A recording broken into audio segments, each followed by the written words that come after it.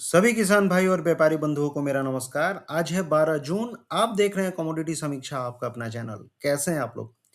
हफ्ते का आखिरी कारोबारी दिन है और इस हफ्ते हमने देखा है काफ़ी ज़्यादा उठा-पटक, स्पेशली अगर ईरान और अमेरिका के बीच की ये जो लड़ाई फिर से गहराती हुई दिखी थी इस वीक में। और कल ऐसा लग रहा था कि ईरान का नामो-निशान मिटा देगा। इतनी लंबी-लंबी धमकियाँ अमेरिका के साइड से मिल रही थी। काफ़ी ज़्यादा उठा-पटक क्रूड ऑयल में देखने के लिए मिली, ग्लोबल इक्विटी मार्केट में देखने के लिए मिला। आज के सेशन के लिए एक्चुअली करना क्या चाहिए? लड़ाई थोड़ी-सी रुकती हुई दिखी है, उसका असर क्या रहेगा मार्केट पे, इस पे हम डिस्कस करेंगे और बात करेंगे एग्री कमोडिटीज़ में क्या करना चाहिए, स्पेशली ग्वार हो, दलहन हो, तिलहन हो, क्योंकि जिस हिसाब से ग्वार के भाव ऊपरी स्तरों से नीचे आते हुए दिखे हैं, मन में काफ़ी ज़्यादा आशंका है कि क्या ये ट्रैप हो गया है? क्या ग्वार के भाव वास्तव में फँसाने वाले हैं आपको कि आगे चल के यहीं से रिकवर हो जाएँगे? सारी चीज़ें बात करेंगे, साथ में हम बात करेंगे मसालों के ऊपर में। मसालों में जिस हिसाब से रिकवरी देखने के लिए मिल रही है, चाहे वो धनिया हो, हल्दी हो, जीरा हो, आगे चल के क्या संभावनाएँ बनती हुई दिख रही हैं? क्या बॉटम आउट हो चुके हैं मसालों के लेवल? क्या करना चाहिए? साथ में सोयाबीन, सरसों, कुकुट, कैस्टर, मेंथा सब पे बात करेंगे, मेथी पे भी बात करेंगे, तो लास्ट तक आप जुड़े रहेंगे। आगे बढ़ने से पहले एक छोटा-सा डिस्क्लेमर रहेगा। वीडियो टोटली एजुकेशनल पर्पज़ के लिए अगर वायदा बाजार में ट्रेड कर रहे हैं, बुद्धि विवेक से करें, वायदा बाजार में ट्रेड रिस्की होता है। तो बिना समय गवाए आगे बढ़ते हैं और हमेशा की तरह मैं स्टार्ट करूँगा ग्वार के साथ में। बहुत सारे ग्वार के किसान भाई, व्यापारी भाई जुड़े हुए हैं मुझसे और देखते हैं, चीज़ों को देखते हैं, समझते हैं और ये चीज़ें काफ़ी अच्छी लगती है मुझे, क्योंकि ग्वार के जितने भी व्यापारी भाई हैं, किसान भाई काफ़ी ज़्यादा जागरूक हैं, चीज़ों को बारीकी से समझने की कोशिश करते हैं। और ग्वार के मार्केट में अगर आप देखेंगे पिछले 3-4 दिनों से काफ़ी ज़्यादा उथल-पुथल मची हुई है और स्पेशली जिस हिसाब से सिनेरियो बना हुआ है, काफ़ी सारे आशंकाएँ भी मन में दौड़ती हुई दिखी हैं। अगर आप देखेंगे जो हाई बना था लगभग 6100 के आस-पास, 6060, 6070 के बाद मार्केट गिरते चला गया। और अगर आप जुलाई कॉन्ट्रैक्ट की बात करेंगे तो जुलाई कॉन्ट्रैक्ट जो लो बना था हाल फिलहाल में 5908 के आसपास का ग्वार का लो बन के मार्केट फिर वहां से चलते हुए दिखा है। टेक्निकल चार्ट पे देखेंगे, दो चीजें आपको समझनी चाहिए। एक तरह से ये डबल बॉटम जैसा यहाँ पे बनते हुए दिख रहा है डेली चार्ट पे। और सबसे बड़ी बात क्या है कि फंडामेंटल अभी ग्वार के क्या कहते हैं। मैंने आपको बताया था जब जून स्टार्ट हो रहा था, उस समय मैंने आपको बोला था कि ग्वार में थोड़ा संभल के खरीदारी करिए, मौके आपको मिलेंगे, प्रॉफिट बुकिंग आ सकती है और देखिए आई भी। पिछले 5 दिनों से मैंने वीडियो कुछ भी नहीं डाला, कुछ भी नहीं डाला। होता क्या है कि लोग बोलते हैं कि गिरने लगता है तो आप वीडियो बनाते हो। ऐसा कुछ नहीं है। जून के शुरुआत में आपको मैंने क्लियर कट इंडिकेशन दिया था, पिछला वीडियो जाके देख लीजिए कि ग्वार में मुनाफा वसूली आ सकती है, मुनाफा वसूली आई। अब क्या सिनेरियो बन रहा है, अभी आपको क्या करना चाहिए? 2 चीज़ें हैं। पहला तो लड़ाई के ऊपर क्या संदेश आ रहा है। लड़ाई के ऊपर मैं देख रहा था अमेरिका के साइड से जो स्टेटमेंट आ रहे हैं। अमेरिका ने जो फ्रेश जो स्ट्राइक था, जो हमले कर दिए, धमकियां जो दी थी हमले करने वाले, उसको रोक दिया, डिले कर दिया। और अमेरिका बोल रहा है कि अब हम एक डील पे पहुंचने वाले हैं और इस वीकेंड में एक फ्रेश जो डील है, शांति वार्ता, वो हो जाएगी और कुछ ना कुछ जो मांगे हैं अमेरिका के साइड से चाहे ईरान के साइड से, उस पर कुछ सहमति बनती हुई दिखेगी। यानी शांति वार्ता होने की संभावना इस हफ्ते होती हुई दिख रही है। और अगर ऐसा होता है तो डेफिनेटली ये global equity market, commodity market दोनों के लिए काफी बेहतर है, क्योंकि इससे होगा क्या कि जो स्ट्रेट ऑफ हॉर्मुज जो बंद है मिडिल ईस्ट में, वो खुल जाएगा और वो खुलने से जो अपना ग्वार मिल है स्पेशली यूरोपियन कंट्रीज को जाता है, वो भर भर के जाना शुरू हो जाएगा और फिर ग्वार के दाम अपने आप ही बढ़ते हुए आपको दिखेंगे। तो पहला पॉजिटिव न्यूज ग्वार के लिए आज के सेशन के लिए ये रहेगा। दूसरा क्या है? दूसरा है जो मॉनसून की बातें हो रही हैं। अगर मैं देख रहा था अभी तक बारिश की स्थिति वास्तव में है क्या? बारिश की स्थिति के हिसाब से देखेंगे तो बारिश, आपको भी पता है, इस बार मानसून 4 जून को आया, डिलेड हो गया मानसून। और आगे चल के भी जो फोरकास्ट आ रहे हैं, काफी ज्यादा रूखा-सूखा मानसून रहने वाला है इस बार। सुपर एल नीनो की बातें हो रही हैं और ये चीजें कहीं ना कहीं ग्वार को सपोर्ट करेंगी। तो डिटेल में कहने का मतलब यही है। बहुत ज्यादा एक अलग से वीडियो में फिर से लेके आऊंगा ग्वार पे, लेकिन अभी के लिए, आज के सेशन के लिए मुझे लगता है थोड़ी खरीदारी आपको जरूर करनी चाहिए। सपोर्ट के हिसाब से मार्केट सपोर्ट के आसपास है। जुलाई कॉन्ट्रैक्ट आप 59, 58, 80 का सपोर्ट मान के चल सकते हैं और ऊपर में जो संभावनाएं बन रही है 6100 तक के लिए बन रही है। डिटेल में क्या रहेगा क्या नहीं रहेगा मैं आपको बताऊंगा, लेकिन अभी समझिए कि ग्वार में आज के सेशन के लिए रिकवरी बनती हुई दिख रही है। वहीं अगर आप ग्वारगम की बात करेंगे तो ग्वारगम में भी मुझे लगता है कि जो सिनेरियो बन रहा है 11,000 के नीचे फिलहाल के लिए मुझे नहीं लगता है कि मार्केट अभी फिलहाल के लिए जाना चाहिए और ग्वारगम में भी रिकवरी बनती हुई दिखेगी। ये अलग बात है कि क्रूड ऑयल में हमें गिरावट हमें देखने के लिए मिली है, लेकिन हर बार जरूरी नहीं कि क्रूड से ही कोरिलेशन रहे। अभी जो सिनेरियो बन रहा है उस हिसाब से मुझे लगता है कि क्रूड में गिरावट जरूरी भी थी, क्योंकि ग्लोबल इकोनॉमिक जो प्रोस्पेक्ट है, चाहे इकोनॉमिक ग्रोथ है, उसके लिए क्रूड को नीचे रहना जरूरी है। और जब ग्लोबल इकोनॉमिक ग्रोथ बढ़ेगी तभी तो ग्वार की भी डिमांड, फूड सेक्टर से डिमांड निकल के आएगी। फूड सेक्टर से लगातार ग्वार गम की डिमांड बढ़ती हुई दिखी है, और इसके लिए ग्लोबल इकोनॉमिक ग्रोथ को का होना काफी ज्यादा जरूरी है। तो मुझे लगता है ग्वार गम में भी तेजी रहेगी। आज के सेशन के लिए 11,080 11,000 का सपोर्ट मान के चलिए ग्वार गम में, और ऊपर में जो संभावनाएं बन रही है 11,800 तक की संभावना है, मुझे लगता है कि आपको बनती हुई दिखेंगी। अब फटाफट बात कर लेते हैं थोड़ा सा मसालों में। मसालों में क्या चल रहा है? मसालों में स्पेशली हल्दी की बात करेंगे, और हल्दी काफी दिन से एक दायरे में ट्रेड करते हुए दिख रही है। एक लो बना था, हमने देखा था 15,000 के आसपास का लो बना था, और ये लो कितना था? 15,000, एक मिनट देख लेते हैं ये क्या लो दिखा रहा है। ये लो दिखा रहा है 15,348, ये अगस्त कॉन्ट्रैक्ट है। लेकिन वहीं अगर आप जून कॉन्ट्रैक्ट में जाएंगे तो 15,000 के आसपास का लो बना था। यानी कि कहने का मतलब है 15,000 से मार्केट रिकवर होते हुए दिख रहा है। और अगस्त कॉन्ट्रैक्ट देखेंगे तो अभी जो सिनेरियो बन रहा है, ये जो दायरा है एक तरह से जहां पे रोक रहा है मार्केट बार बार, ये दायरा है 16,600, वहां जाने की कोशिश कर रहा है। दो चीजें समझने को है। जो मार्केट जो हल्दी का गिर रहा है, नो डाउट एक्सपोर्ट के डर को देखते हुए हल्दी का मार्केट गिरा। चाहे हल्दी का मार्केट हो, जीरा का मार्केट हो, धनिया का मार्केट हो, मन में एक डर है कि अगर एक्सपोर्ट ही नहीं होगा तो फिर भाव कैसे बढ़ पाएंगे। लेकिन आप यकीन मानिए, अमेरिका हो चाहे ईरान हो, भले हवाबाजी हो रही है, कागजों पे हवाबाजी हो रही है, बयानबाजी हो रही है, लेकिन वास्तविकता ये है कि दोनों लोग आज के डेट में थक चुके हैं। अमेरिका नहीं आने वाला है, सीधे साधे तौर पे नहीं हमला करने वाला है। हमला भी करेगा तो एक लिमिटेड दायरे में करेगा, उसको भी पता है। उसके जो भी साथ के लोग हैं, चाहे नाटो कंट्रीज हो चाहे जो भी हो, हर तरह के इस तरीके से अमेरिका की किरकिरी हो रही है। तो अमेरिका का भी यही है कि जल्दी से जल्दी शांति वार्ता हो, पीस डील हो। और इसको देखते हुए कल कल जब धमकियां दी जा रही थी, कल मैं देख रहा था यूएस मार्केट काफी ज्यादा पॉजिटिव था शाम के टाइम पे। मैंने जब देखा नास्डेक 2.5% अप है और इधर अमेरिका की धमकी दी जा रही है, लगातार क्रूड लगातार गिर रहा है, तो मैं उसी समय समझ गया था कि ये सिर्फ धमकी भरा बयान है, अमेरिका कुछ करने वाला नहीं है। और आज सुबह में मैंने देखा तो अमेरिका की जो धमकियां थी वो ये न्यूज बन गया कि अमेरिका ने अपने हमले टाल दिए। तो ये ऐसे ही अमेरिका टालते जाएगा। तो कहने का मतलब है कि ये संभावनाएं बन रही थी कि एक्सपोर्ट कम होगा, एक्सपोर्ट कम होगा। ठीक है, एक्सपोर्ट अभी जितना डैमेज हो चुका था हो चुका है। बहुत जल्दी हॉर्मोज खुलने वाला है, और इसको देख के जो खरीदारी है मार्केट में लौटती हुई दिखी है मसालों में। इस जो पाइपलाइन है, चाहे डोमेस्टिक मार्केट की हो चाहे इंटरनेशनल मार्केट की हो, दोनों पाइपलाइन ड्राई है आज के डेट में। और मुझे लगता है कि इन स्तरों पे मसालों में खरीदारी आपको करनी चाहिए। हल्दी में जो संभावनाएं बन रही है, मुझे लगता है 15,700 15,300 एक तरह से आपका सपोर्ट जोन है। इन स्तरों के नीचे, इससे नीचे अभी फिलहाल के लिए मुझे नहीं लगता है कि मार्केट जाना चाहिए।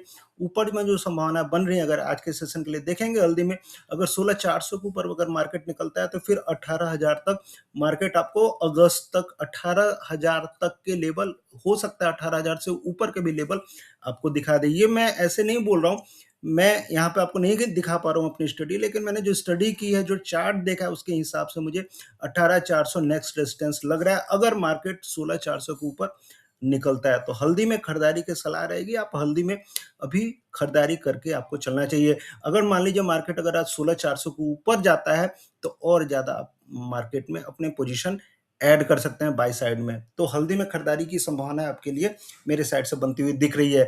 अराइवल्स लगातार सूखते हुए दिखे हैं, चाहे वो महाराष्ट्र हो तेलंगाना, अराइवल्स काफी कम है, और ये भी एक सपोर्टिव फैक्टर रहेगा।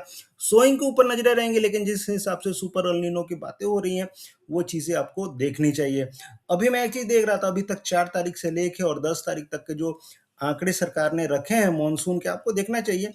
जो भी लोग देख रहे हैं उसी हिसाब से अगर आप देखेंगे तो अभी तक काफी ज्यादा मतलब बारिश काफी ज्यादा कम हुई है। और 26% तक अगर ऑल ओवर इंडिया की बात करेंगे तो 26% तक बारिश कम हुई है। चाहे वो नॉर्थ ईस्ट रीजन हो चाहे सेंट्रल इंडिया हो। सेंट्रल इंडिया में 45% तक कम है, नॉर्थ ईस्ट में 39% कम है। और हर जगह देखा, साउथ में थोड़ी सी बारिश 3% ज्यादा दिखाई जा रही है, लेकिन सेंट्रल इंडिया में 45% तक बारिश कम दिखाई जा रही है। सेंट्रल इंडिया मतलब जो आपका हो गया महाराष्ट्र हो गया, मध्य प्रदेश हो गया, छत्तीसगढ़, ये सब सेंट्रल इंडिया में आता है, थोड़ा गुजरात का भी रीजन। तो कहने का मतलब बारिश काफी ज्यादा कम हो रही है, और इसका असर भी आपको कहीं ना कहीं हल्दी पे देखने के लिए मिलेगा। देखते हैं क्या रहता है। बात कर लेते हैं अब जीरा की और धनिया की। और धनिया में मैं जिस हिसाब से देख रहा था, धनिया एक दायरे में ट्रेड कर रहा है, लेकिन आगे निकलने की कोशिश कर रहा है। कोटा मार्केट लगातार 13,300 के ऊपर बना हुआ है और कोटा मार्केट को देखते हुए ऐसा लग रहा है, जिस हिसाब से मैंने इस साल कोटा मार्केट में ज़्यादा गिरावट देखी नहीं है। सप्लाई काफ़ी ज़्यादा टाइट है धनिया की। और जो लेवल्स थे एक बार 12,500 के आसपास आके मार्केट वहाँ से उठने की कोशिश कर रहा है। मुझे लगता है अभी मार्केट 13,400 तक जाते हुए दिख रहा है मुझे धनिया के। और जिस हिसाब से अभी सिनेरियो बन रहा है, जो भी गिरावट हो रही है, खरीदारी अभी आपको धनिया में भी करके चलनी चाहिए। 13,400 अगर मार्केट निकलता है तो फिर हम देखेंगे कहाँ तक जाएगा, लेकिन 13,400 अभी फिलहाल के लिए जाते दिख रहा है। अगर 13,400 के ऊपर मार्केट अगर निकलता है तो जो संभावनाएं बनेंगी 14,000 तक की आपकी बनेंगी। तो धनिया में भी खरीदारी की सलाह रहेगी। आज के लिए जो सपोर्ट रहेगा धनिया का, जो लेवल है मेरे हिसाब से, अगर आप अगस्त कॉन्ट्रैक्ट की बात करेंगे तो 12,800 के आसपास, 12,700 के आसपास का सपोर्ट रहेगा। 12,700 एक अच्छा खासा सपोर्ट है और ऊपर में 13,400 तक की संभावना आपके लिए धनिया में बनती हुई दिख रही है। वहीं अगर आप बात करेंगे जीरा की, जीरा में जिस हिसाब से सिनेरियो बन रहा है, जीरा की भी एक बार चार्ट ले लेते हैं। और जीरा में क्या लग रहा है, जीरा में देखिए दो चीजें हैं। जीरा का मार्केट अगर आप देखेंगे, जुलाई कॉन्ट्रैक्ट निचले स्तरों से रिकवरी होते हुए फिर से ऊपरी स्तरों से टूटते हुए दिखा है। दो चीजें हैं, अगर आप समझने की कोशिश करेंगे, लगातार लगातार डोजी कैंडल बनते हुए दिखा। ऊपर में एक तरह से रिवर्सल कैंडल जरूर दिख रहा है और ये ऐसा कुछ बनता है तो जनरली मार्केट नीचे आता है। लेकिन दो चीजें हैं, जो गिरावट हुई है, लगातार गिरावट हुई है, उस हिसाब से मार्केट में अगर आप स्पॉट मार्केट में देखेंगे, फिजिकल मार्केट में देखेंगे तो रिकवरी लौटते हुए दिखी है और लगातार खरीदारी हो रही है। ऊंझा मार्केट 19,600 19,700 के आसपास ट्रेड कर रहा है और जो फ्यूचर्स मार्केट है 19,300 के आसपास ट्रेड कर रहा है। तो फ्यूचर्स मार्केट में गिरावट ज्यादा है, स्पॉट मार्केट में गिरावट कम है। तो ये चीज है, देखने वाली बात है। और जिस हिसाब से अभी शांति वार्ता की बातें हो रही हैं, तो सिर्फ हल्दी और धनिया पे ही नहीं प्रभाव पड़ेगा, इसका प्रभाव आपको जीरा पे भी पड़ते हुए दिखेगा। और जिस हिसाब से लगातार अभी सप्लाई कम होने की संभावना हो रही है, क्योंकि हमने मई तक जीरा में काफी ज्यादा सप्लाई आती हुई देखी है, लेकिन जून की बातें करेंगे तो सप्लाई थोड़ी थोड़ी टाइट होती हुई दिखी है, कम होती हुई जा रही है। 18,000 जब भाव 19,000 के नीचे खिसक गए थे, उस समय किसानों के कान खड़े हो गए, जब बड़े व्यापारियों के कान खड़े हो गए, बड़े व्यापारी खरीदारी करने के लिए दौड़ने लगे और जो किसान थे वो अपना स्टॉक रोकने लगे। तो इन चीजों के चलते ये जो आप देख रहे हैं, ये यहाँ से जो भाव बढ़ते हुए दिखे 18,800 से, इसके चलते बढ़ते हुए दिखे। मेजर सपोर्ट अभी के लिए 18,800 ही रहेगा और ऊपर में जो संभावनाएं बन रही हैं 20,000 तक। फिलहाल के लिए आपको 2-4 सेशन में ही 20,000 के लेवल आपको देखने के लिए मिल सकते हैं। जीरा में मेरे हिसाब से जो भी गिरावट होगी आज के सेशन के लिए खरीदारी के मौके रहेंगे। अगर वायदा में अगर आपने किसी ने पोजीशन बनाया हुआ है तो 19,000 एक मेजर सपोर्ट रहेगा और ऊपर में जो संभावना रहेगी, ये लेवल लगभग 19,900 20,000 के लेवल आपको ध्यान में जीरा में रखने चाहिए। अब बात कर लेते हैं अन्य मसालों में। अन्य मसालों में बात करेंगे तो सबसे बड़ी बात करेंगे हम इलायची की। और इलायची में मैं देख रहा था मार्केट लगातार अप होते हुए जा रहा है और कल 2600 के ऊपर 2682 की क्लोजिंग केरला मार्केट पे बनती हुई दिखी थी। इलायची में दो चीजें हैं, मानसून कमजोर है तो इलायची में संभावना अभी तेज की बनी हुई है। मैंने आपको स्टार्टिंग में बताया था 2-4 दिन पहले से कि जो भी गिरावट अभी हो रही है इलायची में, खरीदारी करिए। तो इलायची में खरीदारी 2300 का सपोर्ट मान के आपको इलायची में खरीदारी करनी चाहिए। 2900 से लेके 3,000 तक के लेवल इलायची में आपके लिए बनते हुए दिखेंगे। वहीं अगर आप बड़ी इलायची की बात करेंगे तो गंगटोक मार्केट 1400 तक चला गया था। दिल्ली मार्केट में भी लगातार गिरावट जारी है, लेकिन ये जो गिरावट है ये कहीं ना कहीं आपको खरीदारी के लिए प्रेरित कर रही है। गिरावट पे खरीदारी बड़ी इलायची में भी आपको करनी चाहिए, छोटी इलायची हो चाहे बड़ी इलायची हो। मामला अगर मिडिल ईस्ट का सुधरता है तो सबसे पहले बड़ी इलायची में आप याद रखिएगा, सबसे पहले छोटी इलायची भी नहीं, सबसे पहले बड़ी इलायची में खरीदारी लौटेगी। क्योंकि बड़ी इलायची एक तरह से देखा जाए किंग ऑफ द स्पाइसेस और उसकी डिमांड मिडिल ईस्ट से सबसे ज्यादा रहती है। तो मिडिल ईस्ट का मामला अगर सलटता है तो सबसे ज्यादा जो डिमांड रहेगी बड़ी इलायची की रहेगी। तो बड़ी इलायची में इस बार मानसून को लेकर भी संभावना है, जिस हिसाब से प्रोडक्शन कम रहने की संभावना बन रही है, तो ओवरऑल प्रोडक्शन बड़ी इलायची का भी कम रह सकता है। अब अन्य कमोडिटी में बात कर लेते हैं, बात करेंगे हम कुकुड की। और कुकुड काफी ज्यादा लोगों को फंसा रहा है। अभी आज के सेशन की अगर आप बात करेंगे, जिस हिसाब से पिछले 2-3 सेशन से गिरावट देखने के लिए कुकुड में मिल रही है, एक प्रॉफिट बुकिंग देखने के लिए मिली थी। और एक चीज याद रखिए, कुकुड का खुद का तो फंडामेंटल रहता ही है, कुकुड सोयाबीन को भी देखता है। देखता है सोयाबीन क्या कर रहा है, सरसों क्या कर रहा है, क्योंकि सोयाबीन की जो मील रहता है, सोया मील, चाहे सरसों की खल्ली रहा, चाहे ग्राउंडनट की खल्ली रहा, सबसे इसका क्यूज रहता है, चाहे गुआर से भी रहता है। कहने का मतलब कि जितने भी पशु आहार वाला आइटम है उनको देख के ये चलता है। ये सिर्फ ये मत जानिए कि आपका खुद का ये कॉटन के ऊपर रहता है। हाँ, एक चीज है, अभी जो कॉटन का जो नंबर आया है, प्रारंभिक रुझान आ रहे हैं सोइंग के, वो दिखा रहे हैं कि इस बार किसान कॉटन के साइड में ज्यादा रुचि नहीं दिखा रहे हैं, तो एक तरह से वो सपोर्ट फैक्टर रहेगा। प्लस में जिस हिसाब से अभी सोयाबीन के भाव बढ़े हुए हैं, तो वो भी एक चीजें हैं। प्लस में सप्लाई काफी ज्यादा टाइट है, जिनिंग का टाइम है नहीं, कॉटन सीड अभी क्रसिंग बरसात के टाइम पे आपको भी पता है बहुत सारी मिलें बंद रहती हैं। अब धीरे धीरे, कहने का मतलब सप्लाई तो ऑलरेडी टाइट है, आगे चल के भी सप्लाई टाइट रहने की संभावना रहेगी, और यहाँ से जो भाव बढ़ेगा, अब एक बार 3720 रेजिस्टेंस है, वो लेवल निकलता है तो फिर 4000 तक की भी संभावना रहेगी। तो अभी के लिए, आज के लिए क्या करना है, आज के लिए आपको 3525 3520 का सपोर्ट मान के आपको खरीदारी करनी है, और ऊपर में 3700 तक के लेवल आपको कुक्कुट में बनते हुए दिखेंगे। वहीं अगर आप कैस्टर सीड की बात करेंगे, कैस्टर सीड में भी अगर आप देखेंगे, जुलाई कॉन्ट्रैक्ट एक अच्छी खासी गिरावट के बाद अचानक से मतलब शार्प गिरावट देखने के लिए मिली थी, और उसके बाद फिर मार्केट रिकवर हो गया था 6600 से।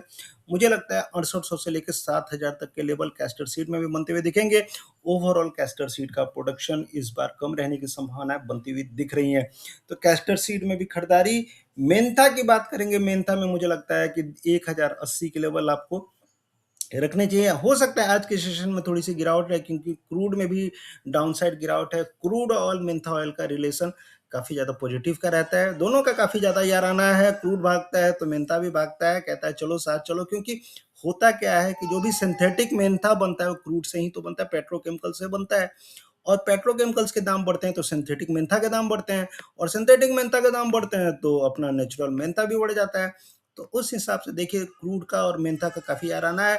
अगर क्रूड भागता है तो मेंथा भी भागता है, क्रूड अगर नीचे आता है तो मेंथा भी कम रहता है। जो लोग नहीं जानते उनको मैं बता दूं, ये चीजें आपको ध्यान में रखनी चाहिए। तो हो सकता है मेंथा में थोड़ी सी गिरावट आपको निचले स्तरों से खरीदारी करके चलना चाहिए। मार्केट ऑलरेडी ओपन हो चुका है, अभी मेंथा का आप जो देख रहे हैं 1021 चल रहा है। ऊपर में जो संभावना रहेगी 1040 निकलता है तो 1080 तक की भाव आपको मेंथा में बनते हुए दिख सकते हैं, तो खरीदारी के मौके बनते हुए आपको दिखेंगे। वहीं अगर आप सोयाबीन की बात करेंगे, ग्लोबल मार्केट सोयाबीन टूटते हुए दिखा है, और इंडियन मार्केट 7200 के ऊपर चल रहा है। अभी जो सोयाबीन में खबरें आ रही हैं, जो किसान अपनी रुचि दिखा रहे हैं सोयाबीन के साइड में, काफी ज्यादा रुचि दिखा रहे हैं। सोयाबीन के जो सोइंग के नंबर आ रहे हैं, ज्यादा आ रहे हैं, ऊपर साइड में आ रहे हैं, इसके चलते हो सकता है प्रॉफिट बुकिंग देखने के लिए मिले।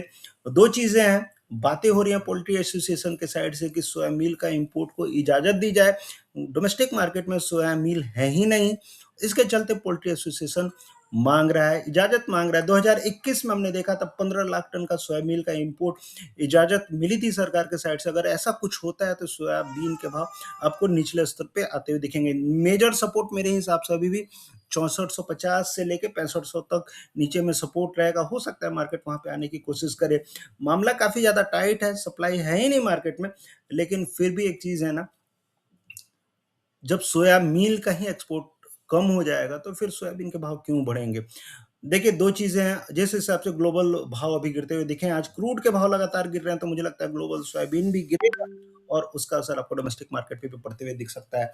तो कहने का मतलब है सोयाबीन में गिरावट रहने की संभावना बन रही है। वहीं अगर आप सरसों में भी देखेंगे तो सरसों में भी मुझे लग रहा है मार्केट में प्रॉफिट बुकिंग रहेगी, और जिस हिसाब से भी भाव बने हुए हैं 8000 के ऊपर, बहुत जल्दी आप देखेंगे कि नीचे में भाव आपको 7500 से लेकर 7700 तक के भाव आपको बनते हुए दिख सकते हैं। तो सरसों में भी गिरावट। वहीं अगर आप चना की बात करेंगे तो चना में मैंने आपको बताया था, चना में रिकवरी आपको लौटते हुए दिखेगी, और दिल्ली मार्केट में चना में रिकवरी फिर से लौटी है।